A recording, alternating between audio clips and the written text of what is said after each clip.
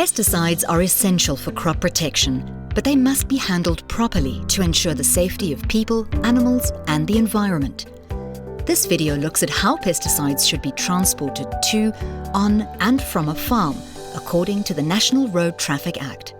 When it comes to transport, where a pesticide product has been identified by a UN number printed on the front panel of a label, then that product is considered regulated or a dangerous good because it encompasses hazards. In this segment, we look at how legitimate farmers may transport pesticides, including some important legal limitations and exemptions. While the requirements for the transport of dangerous goods at the commercial trade level is quite stringent, bona fide farmers are exempt from the requirements of the National Road Traffic Act, provided the pesticide products are not used for resale either in their original form or in a combination with any other substance, and the journey does not exceed 250 kilometers, which no more than 50 kilometers shall be on a main arterial road designated with an N number. For example, the N3, N2 or N1. In addition, and importantly, the quantity of the pesticides in liquid and solid form transported as a separate loads must not exceed 1,000 liters or 1,000 kilograms, respectively. Finally, if a combination of liquid and solid pesticides are being transported as one load on a vehicle, then the quantity loaded cannot exceed 1,000 units, where 1 unit is equivalent to 1 liter or 1 kilogram. Another example would be when a farmer or representative might be transporting 500 kilograms of solid pesticide as well as 450 litres of liquid pesticides. This would be exempt since that equates to 950 units, which is under the limit of 1,000 units. Now, importantly, where farmers do not meet the criteria for the exemption, then all legal liability pertaining to the road transport of dangerous goods according to the National Road Traffic Act will apply. However, with that said, this is rarely the case, as most smallholder farmers will not exceed the exempt quantity. And at the commercial farming level, which generally involves large pesticide consignments, such consignments are generally delivered to the farms by a compliant transport service provider that is dangerous goods certified. We will now turn our attention to the recommended legal practices and precautions to follow during pesticide loading procedures.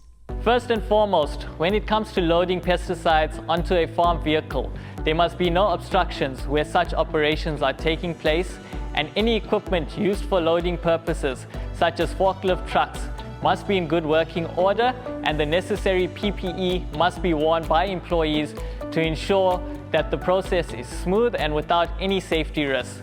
Now, before loading pesticides onto the vehicles, ensure that there is no leakage or damage.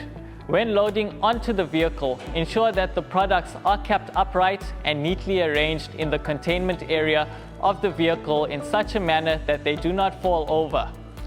Further, there is to be no overloading. Finally, remember the following best practices. Firstly, it is not advisable to load animal feeds in the same area of the vehicle where pesticides are loaded. Why is this? Well, because pesticides give off fumes, which is a well-established fact. We also know that animal feeds are solid in form and may absorb fumes given off by pesticides. Now, farmers need to ask themselves what happens when they feed their livestock animal feed that has absorbed toxic pesticide fumes. Livestock may not be well after consuming feed that has been contaminated with pesticide fumes, and this may result in unwarranted vet bills as well.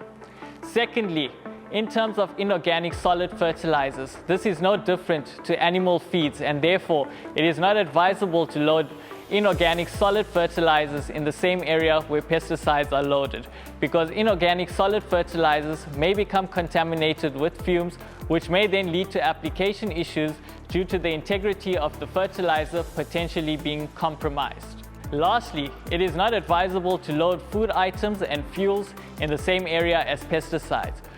Food items may absorb fumes from pesticides, which could make anyone who eats such food items ill, resulting in unwarranted treatment bills. When it comes to fuels, again, this is not advisable because this presents an unwarranted fire risk. Farmers often enjoy having their beloved dogs with them in the bakkie while working. But when it comes to pesticides, it's best to keep them away from areas where these products are stored, handled, transported, or used. It's a simple step that can make a big difference to their health and safety. Lastly, we will focus on the prescribed legal practices and precautions that must be followed during pesticide offloading procedures. When offloading pesticides from a vehicle, ensure that the site where offloading is taking place is spacious and suitable without any obstruction, where any necessary equipment such as forklift trucks are needed and that are in good condition. In addition, ensure that offloading have the required PPE. Safety remains the #1 priority. Thanks for watching. Remember, safe pesticide transportation starts with informed practices. You're welcome to reach out with any questions or visit CropLife SA for more tools and training.